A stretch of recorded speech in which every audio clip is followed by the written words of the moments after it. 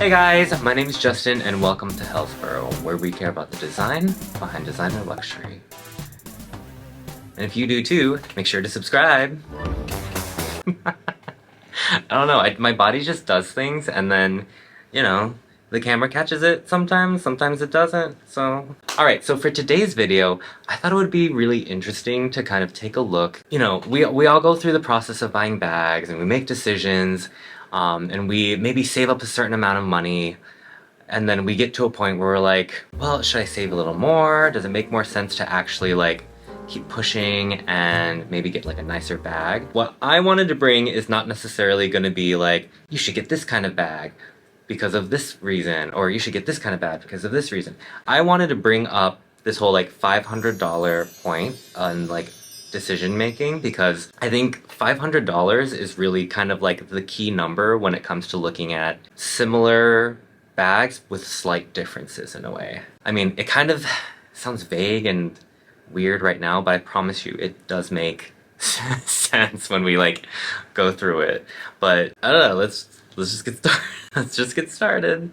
Okay, so the first point I wanted to bring up, okay, maybe this is like the obvious one in a way, or maybe it's like the least obvious one. I don't know, who knows? Let me know in the comments. Okay, it sounds really dumb when I'm gonna say it, but you can buy different bags from different brands in similar styles when it comes to like a $500 price point difference. We think of these brands as having like, oh yeah, this price point around $2,200-$2,500, that can get you like a standard like good quality, not just a basic whatever bag. But then it really does differ brand to brand, and that's just something I want you guys to be aware of. So the first example I wanted to bring up today is two like black clutches that have this kind of like squishy slash structured look with a little bit of focus on hardware, and that's going to be the Fendi First in medium in black. I'm just gonna say the color because like I want this to be as like clean of a comparison as possible. So we have the Fendi First medium in black. So of course we have the structured F as the like oh my god, what is that? My brain's not working today again. The hinge opening, and then of course it comes with a strap so that you can carry it on your shoulder, etc., whatever. But then, you know, you see like it has this kind of like squish texture, and honestly I kind of see the Fendi First as a response to the Bottega Veneta pouch. But the one I specifically am going to talk about today is the pouch with chain. So again, we have another like semi-squishy with like a like structured hinge opening. The difference here is that the chain is that kind of like iconic hardware for this bag, right? It's this thick, chunky, heavy chain attached to the top of it. So comparing these two, they're both well-known brands for their craftsmanship. I mean, Fendi started as a fur house, but like their leather quality is excellent, and Bottega Veneta, I mean, that's why the brand is famous, right? Their leather craftsmanship. But then you have these like similar like clutch style bags in the same kind of like squishy sides, but then a structured top with like notable hardware. With Fendi First it's F, and then the chain for Bottega Veneta, yeah, I already said that stuff.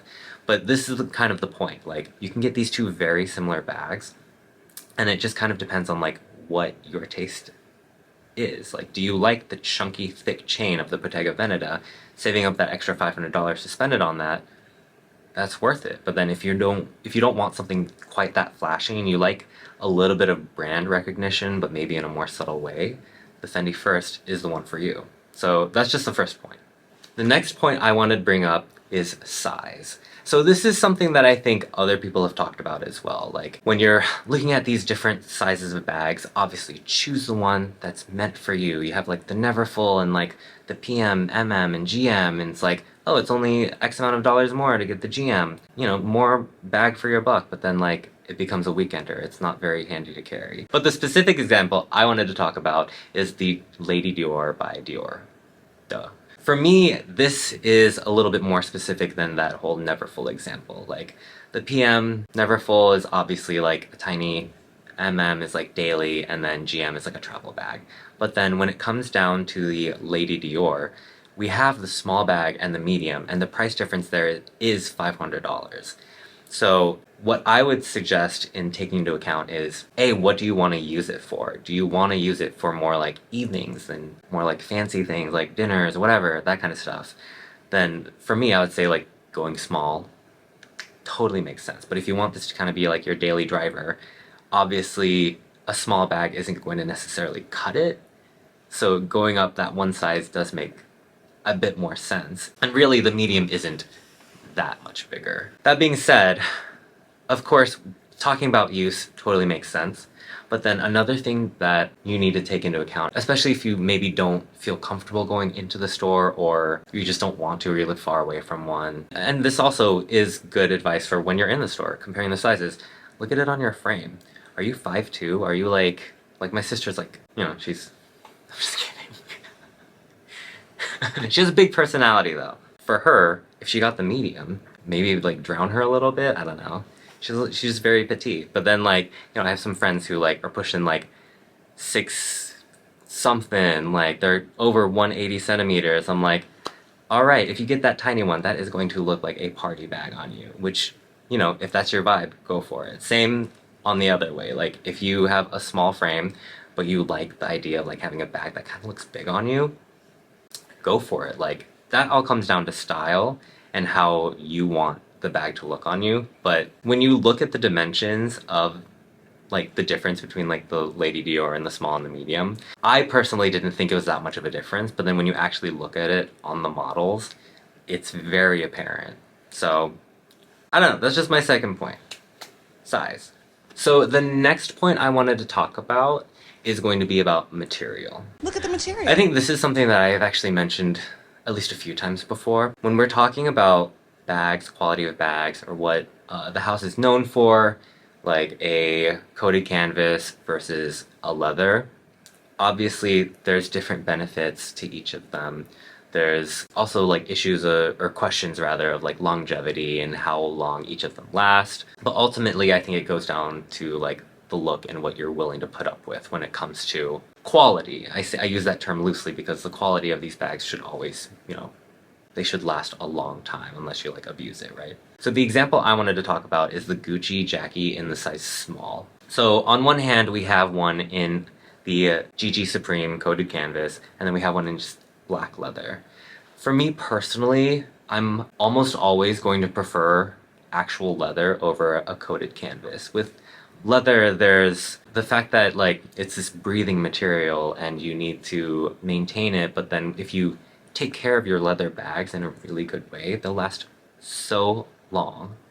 Meanwhile, coated canvas, like I for one recognize that there's a certain resilience, like a water resistant aspect to coated canvas. I have a video where I reviewed my like Gucci Balenciaga hourglass, I'll put it in the corner.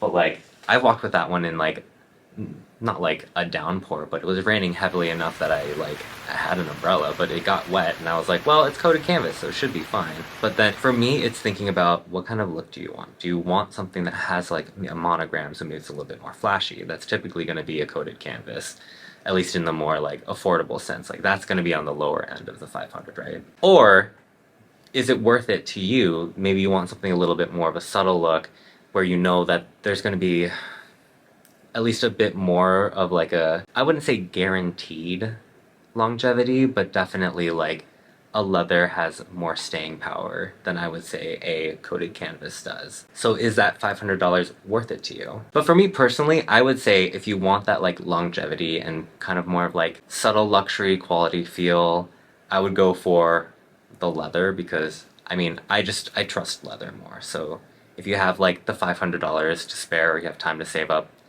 a little bit more to get that, that's what I would do. But do what works for you. All right, last point.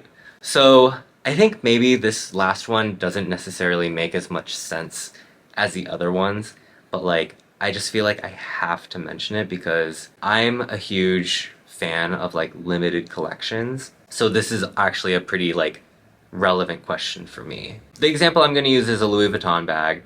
But of course, like if you're watching this further than like a few months out, chances are the premise of this is going to have to be like a little bit different for you because limited collections, as duh, they're limited, they come and go.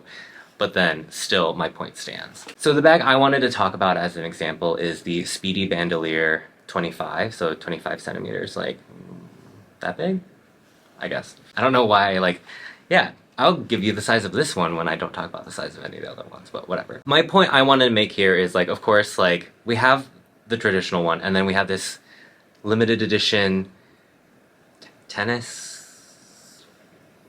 Honestly, I do think it's cute. Instead of the vachetta leather on the handles and trim, whatever, it's white. And then it comes with this little dangling like tennis ball pouch thing, which I think is really cute. But the thing is, like, it also comes down to like, just because you have the $500 to spare doesn't necessarily mean you should buy it. If you don't like tennis, but you're like, oh, I like white, like, is that really worth the $500 just to get it in a different color? I mean, maybe for you it is, but like, this channel loves vachetta leather because the whole idea of like your oils, the dirt from your hands, and I know that sounds kind of gross, but I mean it like in the romantic way, like, you know, like romantic dirt, like, oh, dirt. You rub your hands on your handle and like you make the patina on this leather happen. It becomes your bag.